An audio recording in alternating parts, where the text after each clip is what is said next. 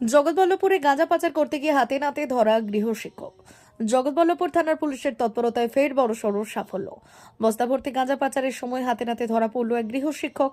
Police সূত্রে জানা গেছে, মঙ্গলবার রাতে দীঘা থেকে 2টি বস্তায় করে প্রায় 30 কেজি গাঁজা নিয়ে পুরাশের দিকে যাচ্ছিল অভিযুক্ত। গোপন সূত্রে খবর পেয়ে মুন্সিরহাট এলাকায় ওত পেতে ছিল জগৎবল্লভপুর থানার পুলিশ। সেখানেই অভিযুক্তকে হাতে নাতে আটক করা হয়।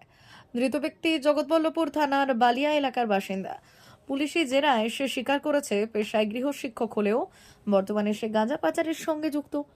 উদ্ধার হওয়া গাঁজার বাজার মূল্য আনুমানিক 10 লক্ষ টাকা বলে পুলিশ সূত্রে জানা যায়। অভিযুক্তকে আটক করে থানায় নিয়ে যাওয়া হয় এবং বুধবার তাকে হাওড়া আদালতে পেশ করা হয়।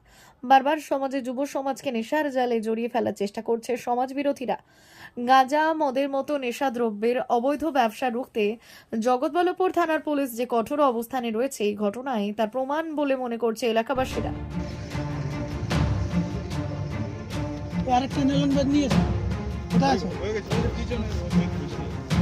তাহলে ও করছে তো, দুজন এসো এখানে, এই দুজন এসো। এর ওর মুখ বুঝেছো?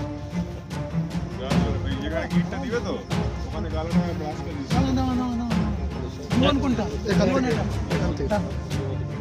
ঢোকা এখান থেকে পিছনে কি আছে ভাই? কি আছে? এত ইয়াং আছে, তুমি পিছিয়ে গেল সে রাজু।